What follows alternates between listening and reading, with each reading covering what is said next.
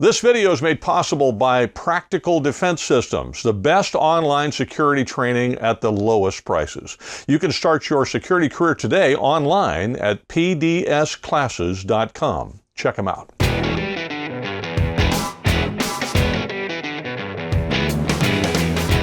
Hi, I'm Joel Persinger. I'm the Gun Guy. Thank you very much for all of your support of GunGuyTV. I am super grateful to you. Welcome to our new homes of Rumble and X. If you're watching on either of those, you are going to get all of the content I produce. Now, if you happen to still be on YouTube, you will get some of it, and this is one of the things that will be for you. But I do urge you to go into the description right now, pause the video, and click on the links for Rumble and X so you can get all of the content that I produce, not just some of it. We're going to talk to Sam Paredes today. It's a long interview. I apologize for that. One of those reasons is because I told a story about something that recently happened to me that was quite dangerous, and so I was a little long-winded about that. And then Sam wanted to know about what happened with YouTube, Rumble, and all those kind of things. But other than that, we talked about California and how Chevron deference is going to affect us as well as the country, and a bunch of the laws that they're fighting right now, and all that legislative stuff and courtroom stuff you'd probably like to know about. So without further ado, let's go talk to Sam. Sam Paredes, my friend, thank you very much for joining me. Long time no see and all that kind of stuff. You look marvelous. You look you look like you're relaxing a little bit. I doubt it, because there's a lot going on in California. And then, you know, with the whole YouTube Rumble thing as well.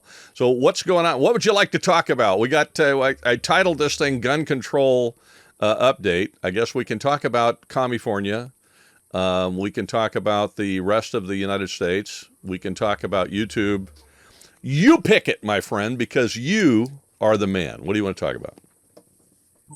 You're giving me some great great options here. Right now, I've got 5 of my 8 grandchildren in the house, um, and tomorrow I will have all 8 of them here. So this is uh, rest and rehabilitation, or recuperation, or relaxation, and there really is so much to talk about, Joe. Let's start Well, out and with I this and I whole have to thing tell you, on I envy you, my friend. You have 8. I have 1, but I have one. There's a bun in the oven, so the second one is on the way. fantastic. I'm told my son and his wife are collectively, the two of them are collectively, I think, 2.5 months or 3 months pregnant. I'd have to ask him, but they did the ultrasound the other day, and I said, "Looks like triplets," and she went, "Oh no, it's only one." So there you go. Anyway, Well, that's it's a a grand. beautiful thing. People are, this is not, I guess this is not grandchildren TV. This is Gun Guy TV. So I'll shut up. So, Let's why don't we start off with the whole YouTube situation? I watched your video last night oh, about your change to Rumble. yep. I applaud it, and I would suggest to anybody else in the arena to do the same thing. And if a lot of the content creators from YouTube move over to Rumble, that will send one message. Um, and they obviously make a whole lot more money off of you than you guys make off of them, Oh, by considering they having don't you, pay me hardly anything, sure, yeah, and I don't care about the yeah. money anyway, as you know, because it's not my shtick. All right, so here's the YouTube Rumble thing in a as short a thing as I can say. YouTube has just become, they've made a nuisance out of themselves. I think part of it is because as a creator, I'm a reasonably creative person. And so when I'm creating videos, I want to do fun things. I love doing the interviews, but I've kind of gotten myself down to doing the interviews because anything else was always a question mark. And when you are creating on when you have as your display tool, whatever it may be, wherever you're going to put your creations, is at a place where they have become increasingly restrictive. They're censor happy and restriction happy. What ends up happening is you start self-censoring because the parameters start getting narrower and shorter, and now you're trying to fit the video within this box, and you're trying to fit the descriptions in this box. The box is getting ever smaller. Whereas you could go someplace else, and it's like, what do you want to make? Do it. Yeah. And I think, you know, you can become a prisoner of that platform, particularly when you're making your living there, which I don't. Because now you're like, crime and Utley, I've spent a decade, or I've spent a long time trying to build this up. And now if I pop smoke and I'm out of here, I lose all of that because I don't know if all of the people that support me or follow me are going to actually make the transition. Some will. I think personally most won't, and it's because they like the platform they're on. They like the user interface. They don't, and I am, for example, using me as an example, I'm not the only person that they watch. They may watch other content, Smarter Every Day, or they may watch, which by the way, that guy's a terrific channel. I love it. Or they might have music content or whatever that they watch on YouTube that's not just firearms content. So they'll stick around because of that. I have some people who are hearing impaired and they'll stick around on YouTube because YouTube does the closed captioning, and Rumble, my understanding is Rumble does not. And so it just depends on what it is. But I got to look at it and go, okay, what's driving me nuts or what's not? Am I able to be creative here or am I not? And I'm not. So what I did essentially is not necessarily jump from YouTube to Rumble completely. What I did is I flipped things on its ear. For years, YouTube has been the primary platform for me, and then I've had other secondary platforms. And YouTube was the primary one, Rumble was the secondary one. Well, now that's not the case. Rumble is the primary platform, YouTube is the secondary one. I'm not leaving YouTube necessarily because I know I have people there who want to be there. That's fine. But I'm not creating Gun Guy TV for YouTube. I'm creating it to be on Rumble. And so all of my video, no matter what it is going to be on the primary place, which is Rumble. And if a video like this one, the interviews YouTube's fine with so far, those will also be on YouTube because they're allowed over there. But if you're just on YouTube and you're not looking at Rumble, you're going to miss the rest of that content. All the gun reviews, all the educational, anything I do like that YouTube makes you squash yourself within this frame. Screw that. I don't want to be, squished into a box, and I'm not going to let them do it to me. I'm going to go do it where somebody will allow me to do the creative and fun things I wish to do, and I'm going to post them over there. Now, I've had kind of a varied response to that. A lot of people have moved to Rumble, and I'm very grateful for that. So if you're watching this on Rumble, thank you very much, because Gun Guy TV is actually on Rumble. If you're watching this on YouTube, be aware of the fact that I just posted a video, for example, yesterday that will not be on YouTube. It is only on Rumble and X. And I have a bunch of gun reviews. I'm going to go to the range tomorrow. I was going to go to the date today, but I had to change the schedule. And I'm, reviewing a few guns. Those are going to be on Rumble. They will not be on and X, and they will not be on YouTube. So if you're just on YouTube, you're going to miss that. I've had people say, well, would you post a little snippet on YouTube every time you do a video on Rumble and X? No, because I'm a 66-year-old retired guy who has a business to run and rental properties to manage and grandchildren that I'd like to spend time with. I can't spend the additional hours putting together a little snippet for every little. What's the point of making the transition if I have to go back and say to everybody, hey, come over here. Look, I just said, hey, come over here.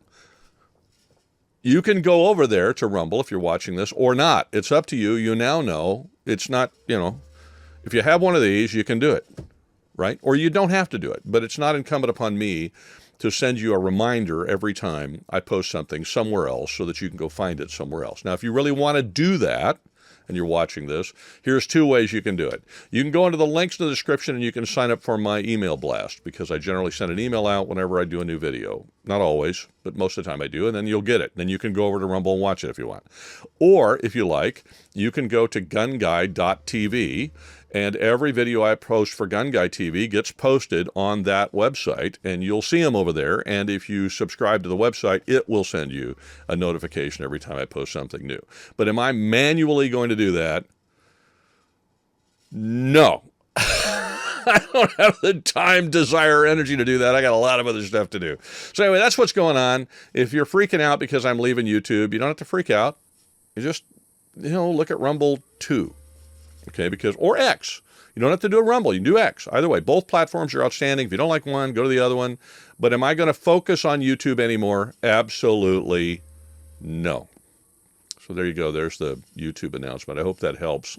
I don't know. No, I know that a lot of people out there are wondering, why this whole thing is going on. Just one second.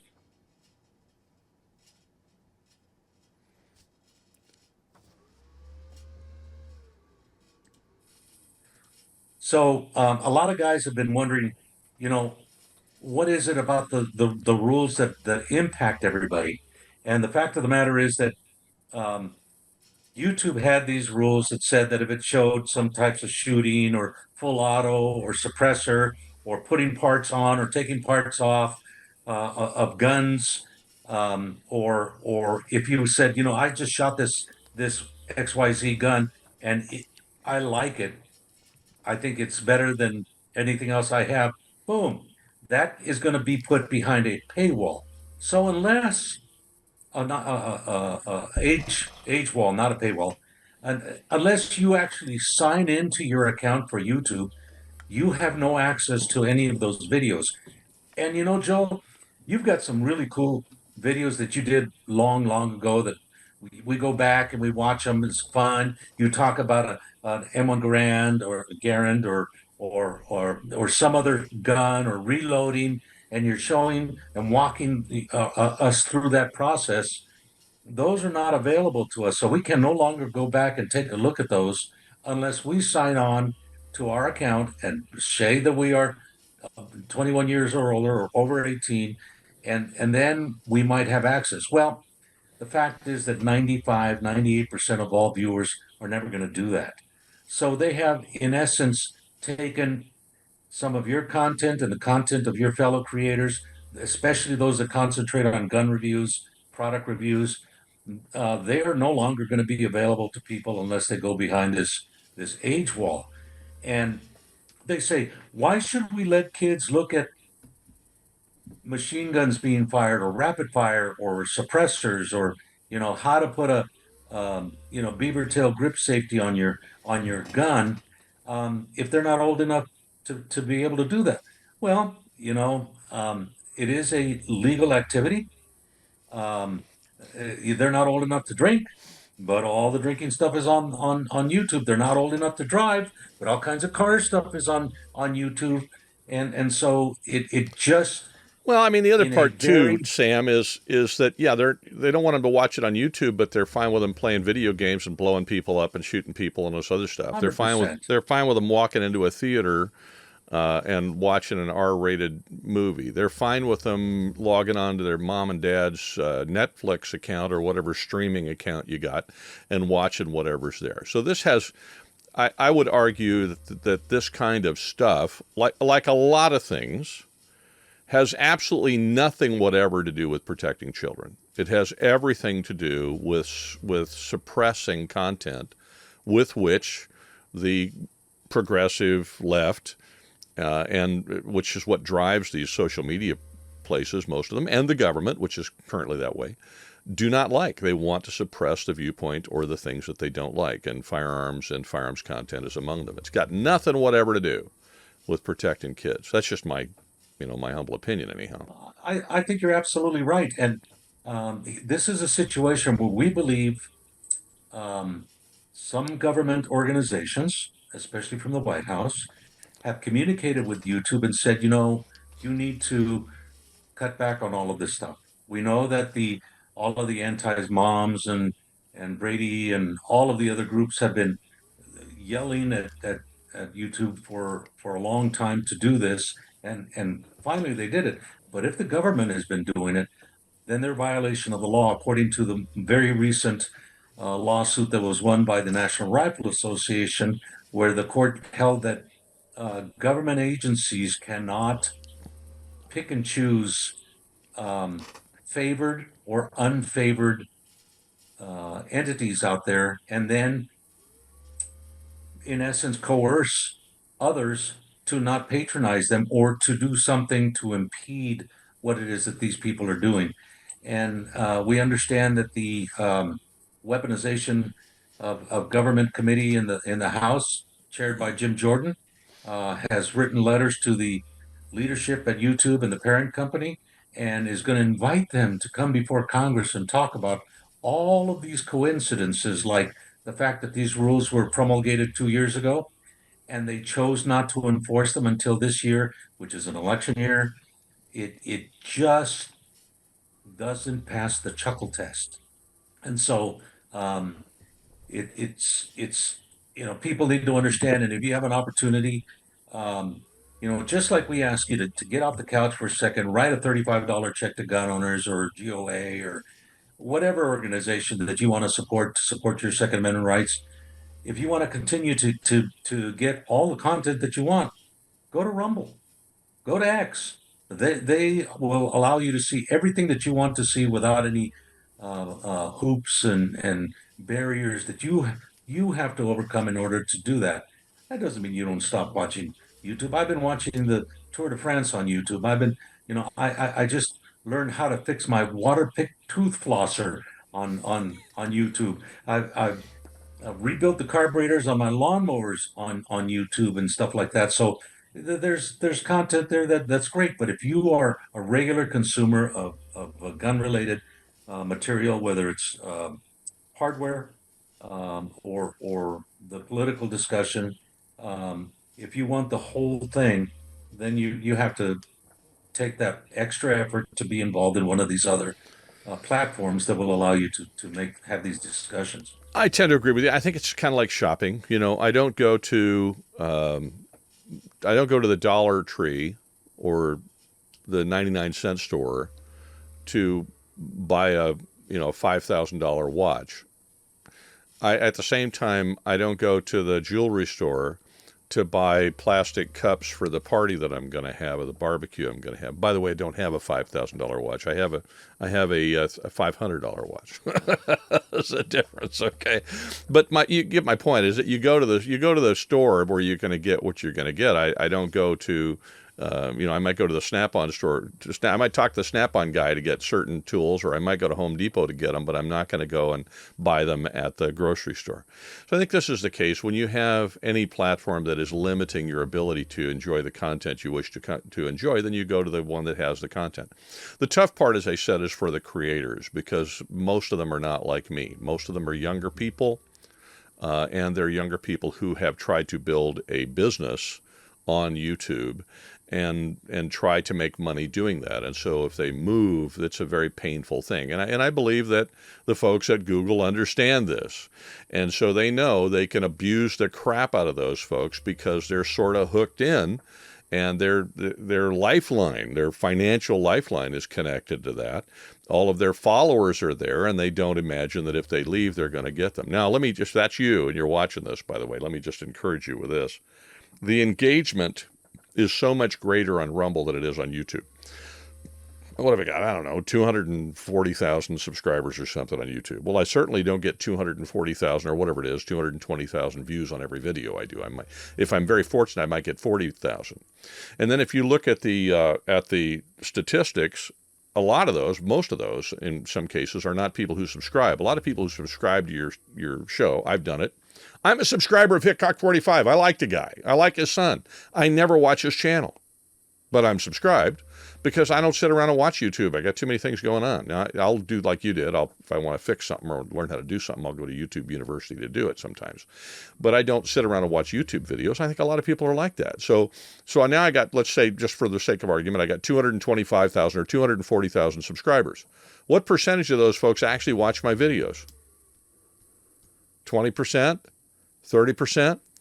So I think it's deceiving, and I think YouTube uses it to deceive you when you say, well, gee, I got a plaque because I got 100,000 subscribers, or I got a plaque because I got 1 million subscribers. That's nice. How many of those million are actually watching your show?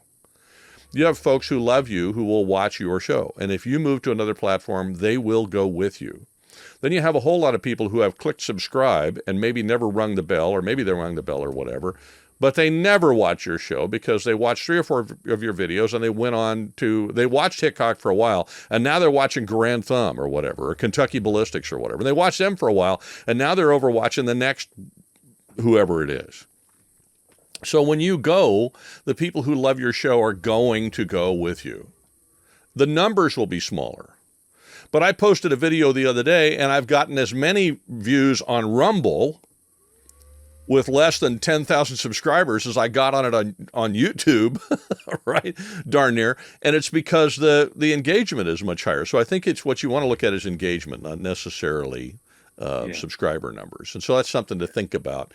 But if you're a consumer of this stuff, I wouldn't rag on the gun folks who don't make the change, because as I've just described, sometimes it's tough. It's tough for them to make that choice. And I just, I'm unique in that, and I'm sure there are others like me, where financially it doesn't matter to me one way or the other. I mean, I don't care.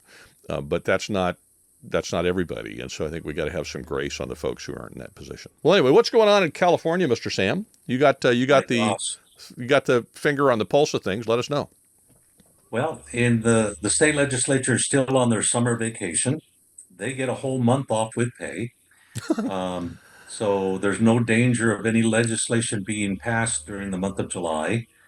Um, but which means that all of the critters from the legislature are out in their districts or vacationing wherever they vacation, um, attending conferences and international get-togethers and all kinds of other stuff.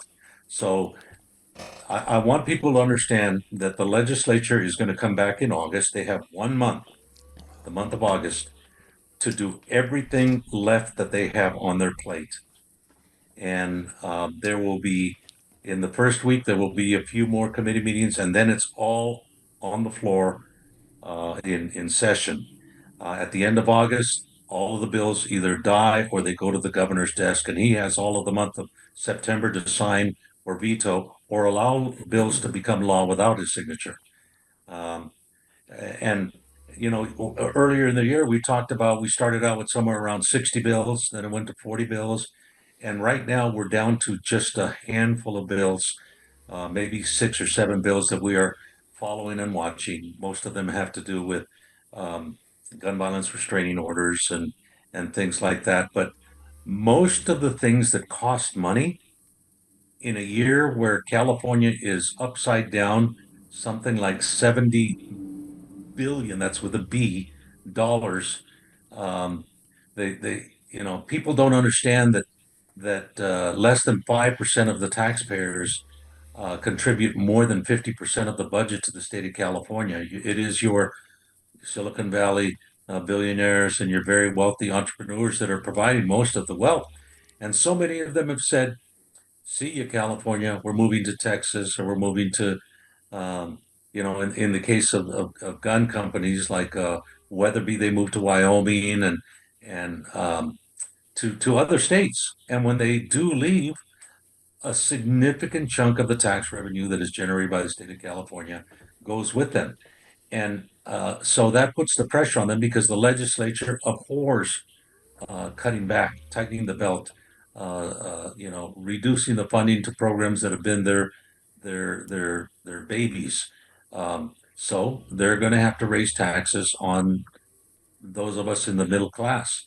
We hear about a 40% tax on gasoline went into effect. People were shocked when they went to the gas station, and from $4.60 a gallon, it went up to $5 per gallon in one day. Um, and they're talking about doing a mileage tax. They're going to do a test program on a mileage tax instead of a gasoline tax, and that's targeted more for the people that have electronic vehicles. They've been pushing electronic vehicles, and they never once gave a thought about what impact they would have on the gas tax, because people think the gas tax goes for roads and fixing potholes and stuff. No, it goes into a pot that the legislature dips into to pay for this or that or the other, pretty much anything they want. And when fewer people started Well, and buying I would say gasoline, pretty that much cost them. anything they want except the roads. I mean, because Except the there's road. potholes all over the place. They spend it on all kinds of pet projects. They don't spend it on the roads, and then they whine and say, "We don't have enough money for the roads. We need to tax the gas more. Because we don't have the money." They're never going to spend that money on the roads. Yeah, yeah. They And never every will. couple of years, it seems they put a new bond on the ballot to raise money for road improvement, for Okay, infrastructure. and let me explain something. If you're in California, or wherever you are, a bond is a credit card. Just think about it that way. If the government wants to have a bond, they want to do a bond issue so that they can fix fill in the blank. What they're wanting you to vote for is for them to get a credit card with that amount of money on it so that they can blow it on whatever they want. That's what it is. And people vote for those just out of reflex. They go, oh, well, that's good. Yeah, we got to fix the schools, or that's good. We got to fix the roads. And you don't realize the state is going deeper and deeper into debt because they're just plunking down a credit card. Just think about it that way for however many billions of dollars. Kaboom! This is a state that's already $70 billion in debt. I mean, I don't know about how much debt we have, but we're $70 billion upside down. So if you think about your monthly expenses, if you have a house payment that's X, but you're three times X in, you got three times X less money than you need. I mean, you're broke, right? I mean, if you don't have X, you got X minus Y is all the money you coming in. You can't make your house payment. That's where the state is. The state doesn't have enough money to pay its bills every month. So they want to get another credit card. Well, when you have a credit card, what do you got to do? You got to pay the interest on the credit card. And so now you've just added more monthly payments every month the state has to pay because you voted for the bond issue when the state already can't pay its own bills. So people get confused by these bond issues. Don't do it. It's like just giving the state another credit card and they will spend every dime and they will not spend it on what they promised for. So anyway, sorry. That's not gun related, but it's important to know. So Oh, but it is in that they are so upside down that many of the bills that they were uh, moving down the legislative process died in appropriations committees because they didn't have the money to operate them. Like the every registration of every firearm you have on an annual basis, the cost of administrating a program like that was going to be probably, my guess is 3 or 4 times the cost of operating the Department of Motor Vehicles, because wow. that's how many more guns there are than cars in the state of California. And doing an annual registration was going to cost so much money. And even though they could charge people to administer the program, they don't have enough state workers. They wouldn't have enough state workers. They don't have the hardware, the software, or the technical capacity to operate something like that. So that bill was eviscerated. Multiples of the more onerous gun violence restraining orders have gone down the same way because they were going to cost more money. We've got another bill making its way through the legislature that requires, one of the survivors, that requires when law enforcement takes guns in, crime guns, for whatever reason, they have to be destroyed. They can't be sold to other law enforcement agencies. They can't be passed on or done it. They have to destroy the guns. Well, when the legislature found out that the statute said that the firearm has to be destroyed, they didn't realize that the frame with the serial number is what had to be destroyed. The people that were buying all of these guns to destroy them were taking the slides off, the barrels off, all of the parts off, and they were actually paying law enforcement agencies for those parts and then putting them on the market. Well, there's a bill that says no, you can't take the safeties off or the springs off or the recoil buffers or slides or sights or grips or screws or pins. Everything has to be destroyed, which is going to put a huge financial impact on every single law enforcement agency in the state of California. So if people want the bill numbers, you can go to our website at gunownersca.com, go to current legislation. The bills that we are watching are all listed there. Don't get a headache.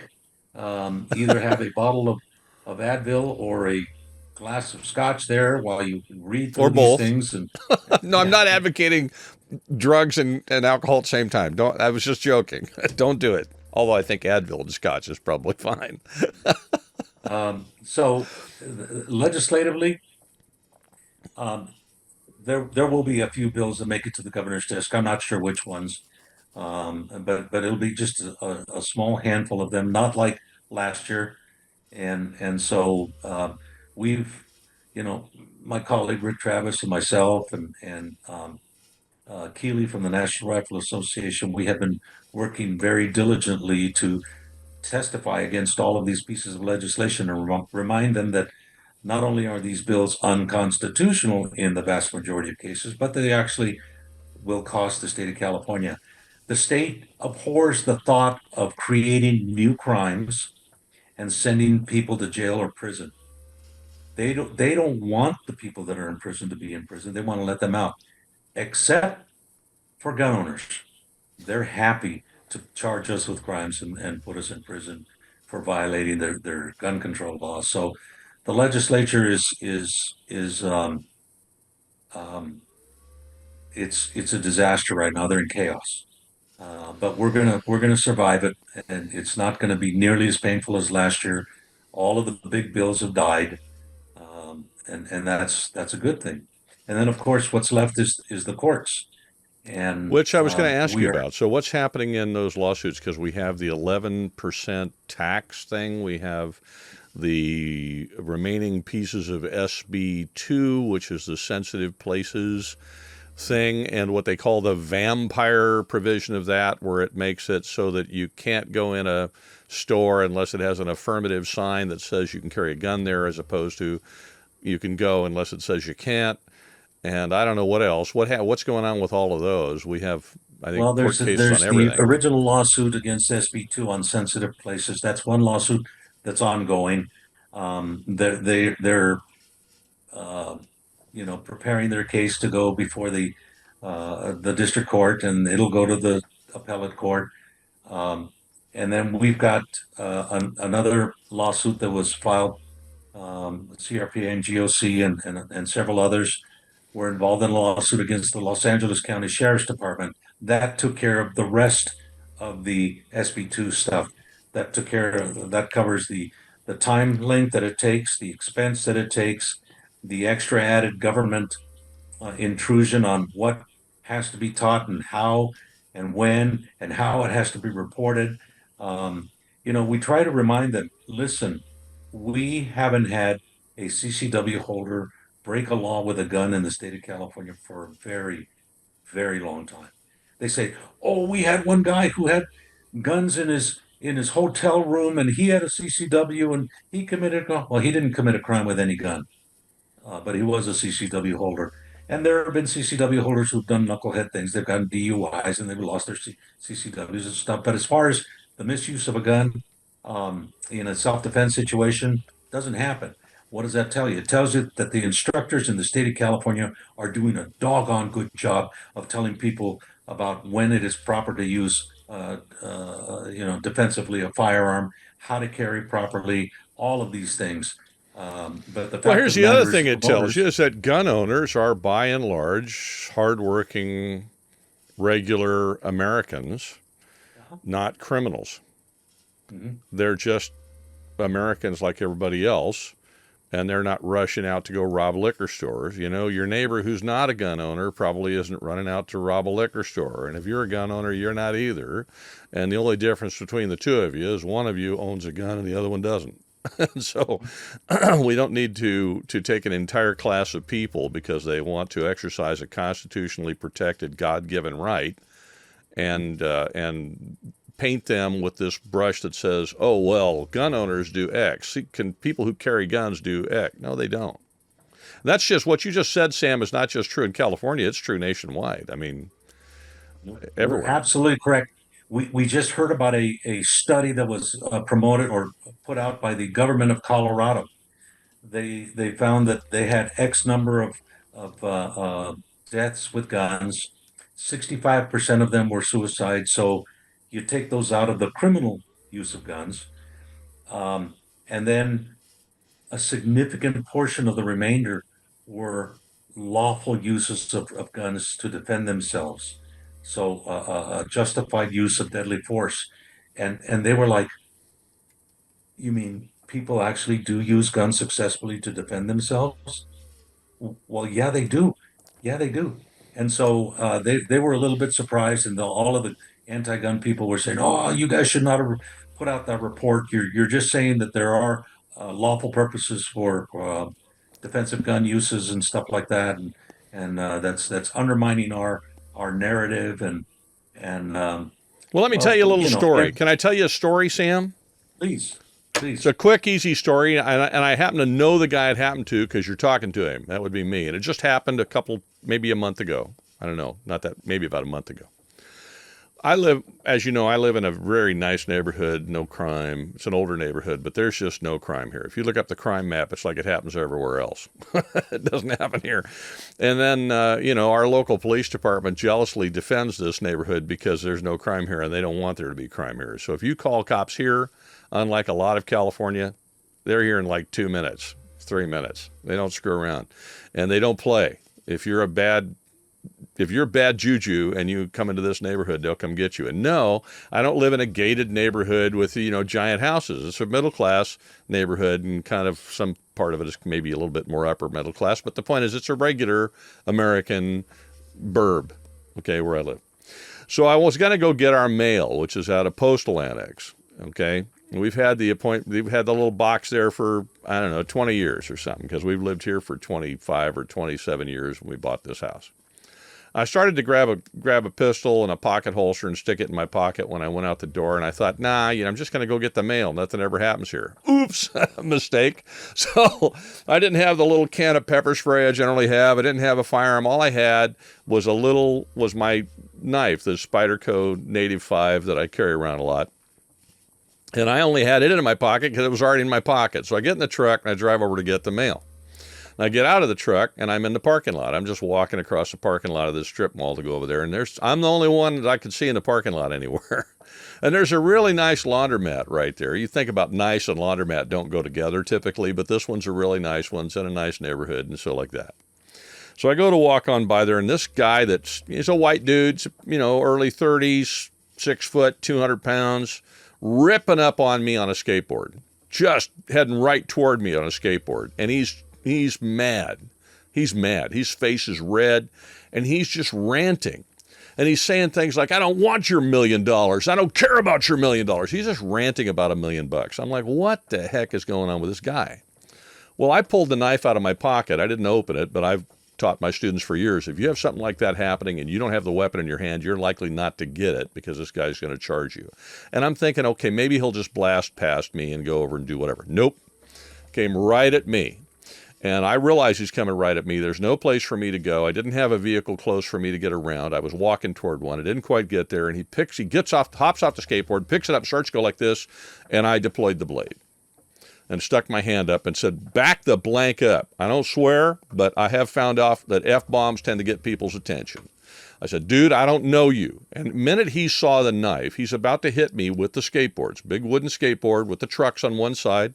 We know that people have been hit with those, right? I think last year, a police officer, I think up in Carlsbad here in San Diego County, was hit in the back of a head with the trucks of a skateboard, went to the hospital with a fractured skull and a brain bleed and almost died, if I remember correctly. So this is dangerous stuff. I've got the blade.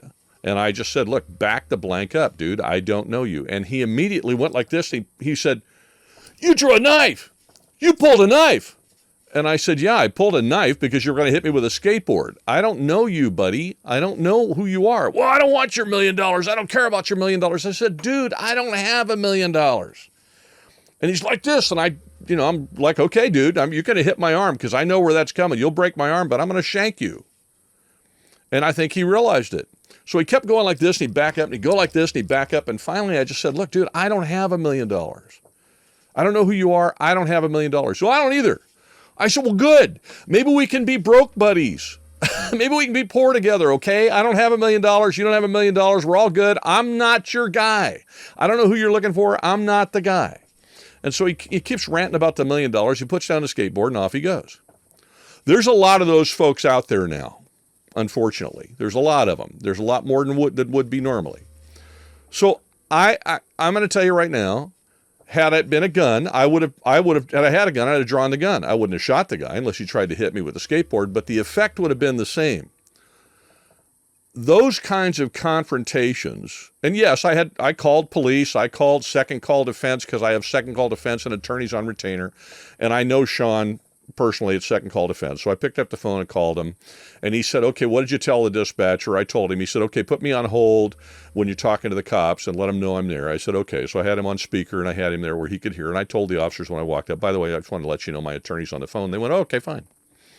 They asked me some questions. They decided that was assault. That was an assault with a deadly weapon. They start looking for the guy, and I asked the officer. I said, "Am I in any trouble?" And the one guy, the officer said, "No, absolutely not, no."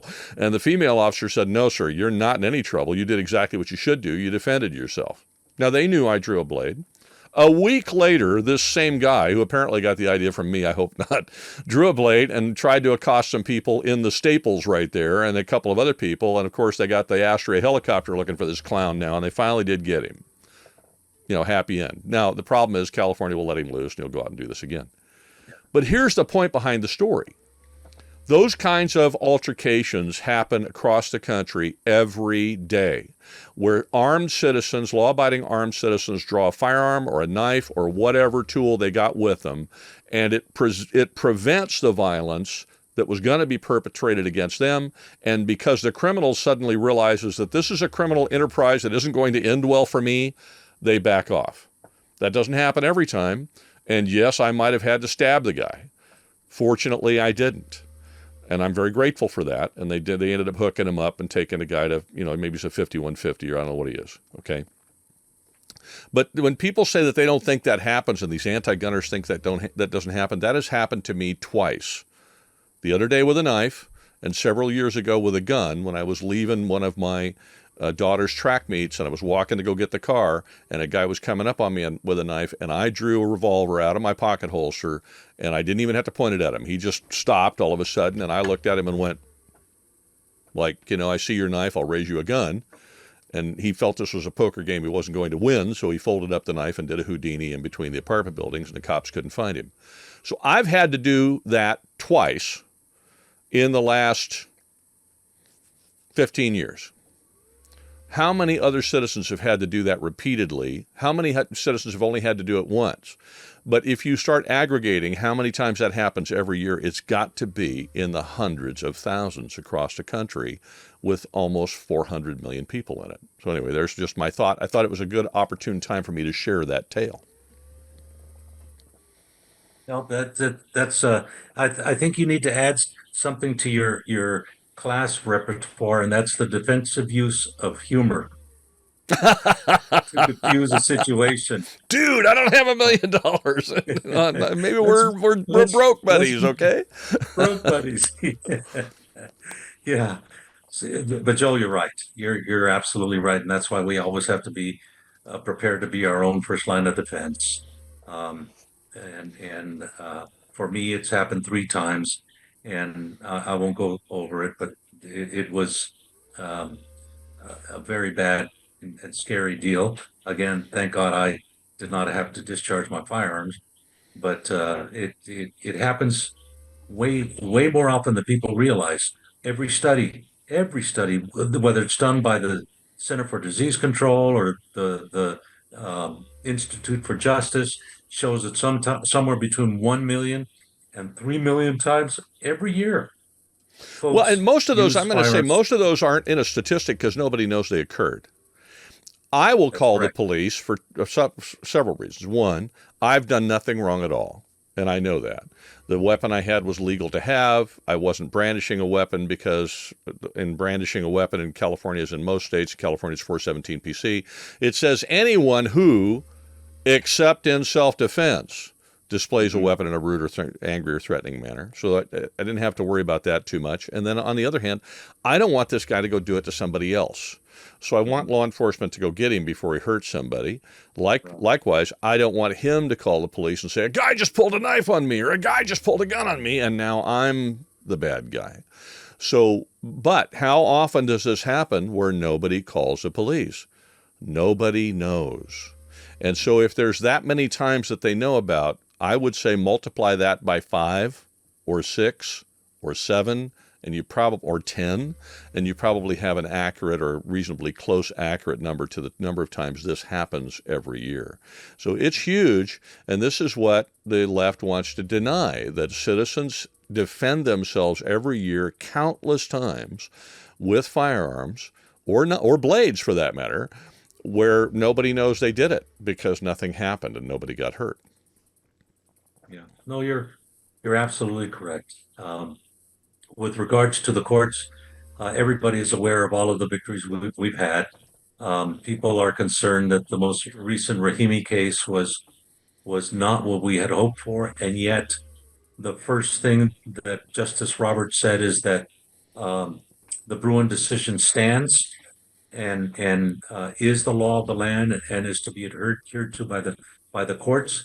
And then they went on to deal with a very, very difficult case that really only impacted this individual. It's as applied to this individual. But Bruin is still the law of the land. ATF's wings have been clipped. They can no longer invent laws or create new rules without legislative authority. So things like, you know, ghost guns or unserialized firearms, homemade firearms, bump stocks, and you know, the homemade suppressor situation in Texas. Um, the ATF is now powerless to continue to go and push the Biden anti-gun agenda nationwide, and that's thanks to the lawsuits that we filed, and we've taken them all the way through the process. There's a whole lot more going on. There are multiple challenges to the various assault weapons cases throughout the country in Illinois and California. I just heard another one. Um, I think it was out of the Fourth Circuit. It will potentially go before the Supreme Court, and that's a final case. It's already been made it through the whole process. It's not what your legal guys, and I'm sure everybody's tired of hearing terms like interlocutory status. That means that, I don't even know what that you means. know, Okay. yeah, it means that a case has been challenged because a restraining order or a stay was not issued. The case has not been through the final process of being adjudicated and a final ruling by a court. That's when the case is done. That's the type of case that the Supreme Court likes to get. So when they rejected 6 cases, 7 cases out of Michigan, everybody says, "Oh, they don't want to be involved." And Justice Thomas, in his one-person dissent, explained pretty much what the court is doing and what they like and how they like to do it, and that he fully expects that issues like large capacity magazines, um, one day, one gun a month, assault weapons, homemade guns, all of these things are ultimately going to make it to the Supreme Court. And yes, it takes time. Everybody gets frustrated, but 10, 15 years ago, Joel, none of this No, none of existed. this stuff was We were happening. not in the, So let me yeah, make sure I understand that, because interlocutory status always struck me as something that the doctor's going to tell me I got one day when he gives me the long face, and I'm going to need, we need to get my affairs in order. So it sounds like what you're saying is that the court doesn't want, to use an analogy, the court doesn't want to take the cake out of the oven until it's baked. So they want exactly. the lower courts to bake the cake and get done baking it, and then the Supreme Court will look at the cake and tell them how jacked up they were when they baked this thing and why it tastes like crap, Right. and go bake it again. Is that kind of what Yeah. and follow these rules this time? Here's a proper recipe. Don't use, and for crying out loud, stop putting paprika in the cake. Go back and bake the sucker again. Is that kind of what we're talking about with the interlocutory thing? Exactly. An interlocutory position would be when we are taking an issue to the court on that cake and saying they're using the wrong recipe. They're using arsenic. They're using baking powder instead of baking soda. And we know that this is going to be a disaster. It's not going to be a cake that anybody can eat. And some courts will say, we agree with you. So we're going to issue a temporary restraining order or a stay on the baking of this cake while we listen to Who's got the best the recipe? whole case. Right. Yeah. Yeah. Um, and so if it's in that kind of a position, because when a court denies or approves a temporary restraining order or a stay, that is an appealable action. We can appeal to the appellate court the fact that a judge did or did not issue a stay on a or issued a stay or a temporary restraining order. He either went our way or he didn't go our way. Either our opponents or we can always appeal that, and that is what has made it to the Supreme Court. The finished cake is still coming, and that's what they want to deal with. They want the finished cake. They're going to be there with their napkins, their knives, and their forks. They're going to taste it and say, Yeah, so the fact that the no. court says this cake isn't baked yet, go back and finish baking it and let us know later, is not a referendum on what the cake, on what the recipe is at that moment, or what the cake, or what kind, or whether they're baking this kind of a cake or that kind of a cake. It's the cake. It's basically, that's all it is. We don't look at these cakes until they're baked. This one ain't baked. Take it, put it back in the oven, finish it up, bring it back when it's baked. We'll take a look at it and let you know where you screwed up. So I think that's where I was sideways, is I was thinking the court doesn't want to deal with this issue because it sent it back, but that's not the case. It doesn't want to deal with a case that isn't fully baked yet. Okay, Yeah. I got it. And that's Okay. probably the best analogy that I've heard in explaining what an interlocutory position is with regards to a case. The cake, is it fully It's a baked cake that or isn't not? baked yet. Okay. Yeah. All right. So So, now I got a question for you, and then I realize you yes, got sir. grandkids to go spend time with, and we've been on for a long time. So last Okay. question: what has been or what will be? Well, I guess it's kind of a two-part question. What will be the practical effect of the death of Chevron deference, and does that affect the state legislators and how they do things, or just and the state uh, uh, administrative agencies, or just the federal ones? Well, Chevron deference says that when the legislature, in this case Congress, writes a statute, a law, and then the executive branch enforces the law, Chevron deference which was a court ruling decades old, 40 years old, I believe, that said that if something is ambiguous, the experts in the field, who are the administrative regulators, are going to be able to define what it was that Congress meant by their words.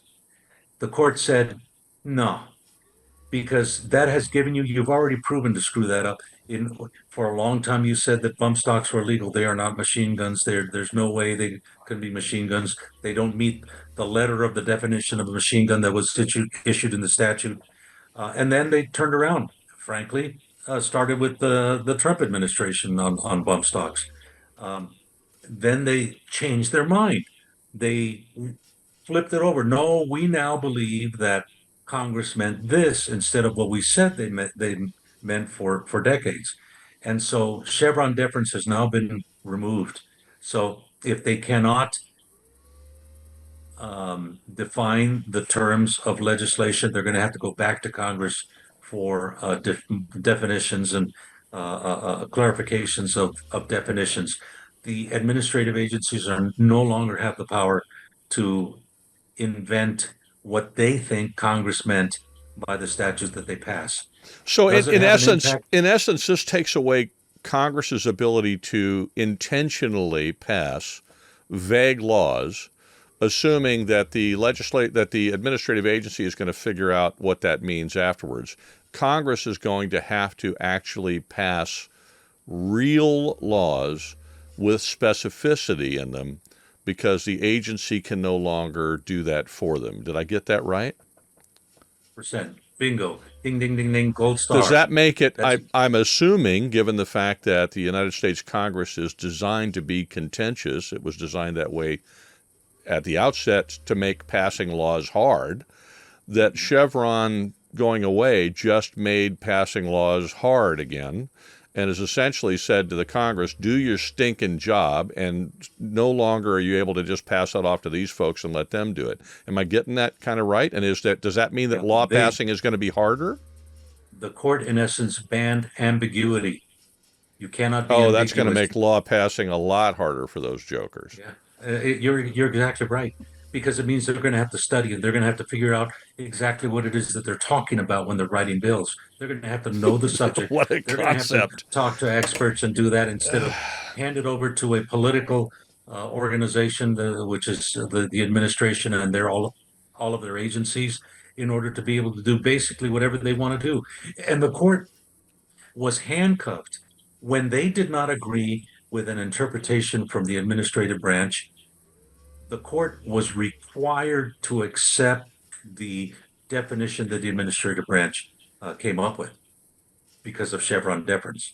That was the rule. The courts were handcuffed, and they had to go with the definitions that the administration came up with for bump stocks and suppressors and provisions of the NFA or um, SBRs, pistol braces, the whole thing, the whole thing. So that is a huge benefit So to does that, us. Sam? Does that also apply to state legislatures and state administrative agencies, or is it just Well, we federal? that applies to federal agencies, but what it does is it opens the door because it's now talking about the constitutionality of some of these things, bump stocks and suppressors and things like that. Now the constitutionality has now been, to my belief, strengthened. And now we have the opportunity to go to the states and say, we're going to take you to court. You're going to change the rules. You cannot ban a legal firearm thanks to Bruin and McDonald and Caetano and Heller um, and even Raheny. Um, you can't ban these things. They're constitutionally protected, and so you cannot interpret these things or go along with the ATF's interpretation of these things being machine guns or bad products or bad items. And it's funny. Sometimes they consider them arms when it suits them, and then the exact same thing when it doesn't suit them. They don't. They consider it as an accessory, and so it has opened a huge door and opportunity for us to fight for more freedom in the states. And I think that as we continue to fight all of the lawsuits that we've got in place right now, um, you will see more lawsuits coming, and they're going to be pretty, pretty incredible, especially here in California. And the legislature is going to hate it like nothing else. I love things they So, hate. I yeah. love things they hate because they are evil, and they just are. I mean, I don't know about personally, but what they do is evil. And I suspect that some of them are personally evil, but I don't want to impugn people I don't know and have never met. Well, Sam, thank you very much. I really appreciate you. I want you to know that because we are on Rumble and X, this interview will be posted in its entirety. I may clean it up a little bit, but that's it. Because I don't care if it's long. On YouTube, I always have to worry about that. So it's going to be published on YouTube just the same way. I'm not going to change it. So if you're on YouTube, you're going to get the whole thing. Freedom. Go enjoy your grandkids, my friend. Thank you. Have a wonderful, wonderful week. I really appreciate you, and I love you a ton. And I look forward to the next time I get to see you and the next time you're on the show. It's always a blessing to be with you, Joel. I look forward to our next time. Thank you very much for all of your support on the channel. I do appreciate it. Thank you for being on X, and thank you for being on Rumble. They are the free places to be. If they ever aren't for some reason, then by George, we will take the channel and go someplace else. But right now, they are great places. I hope that does not change. If you're on another place, wherever you are, then please sign up over here at Rumble and X, where you'll get all the content that I produce. That includes places like BitChute and Odyssey, because they just pull it off of YouTube. So you're only getting what's on YouTube. You won't be able to get the rest unless you're on Rumble and X or either one. Okay, thank you very much. Have a great week. I really appreciate you a ton. And wherever you go, whatever you do, stay safe.